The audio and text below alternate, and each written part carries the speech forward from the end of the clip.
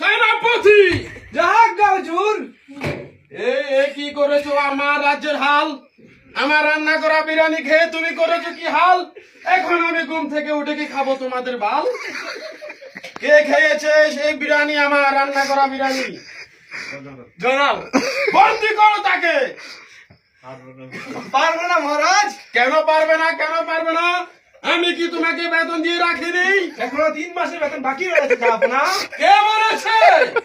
এত বড় মিথ্যা অপবাদ আমার প্রতি কে দিয়েছে? আমি তো প্রত্যেক মাসের বেতন তোমাকে দিয়ে দিই। কে বলেছে এক্ষুনি বলো, তোমার গর্দান নিয়ে নেবো আমি। সেনাপতি, এখনো কথা বলছো না? কে বলেছে তোমাকে মিথ্যা অপবাদ আমার প্রতি দিতে? জয়নাল দিয়েছে। কেউ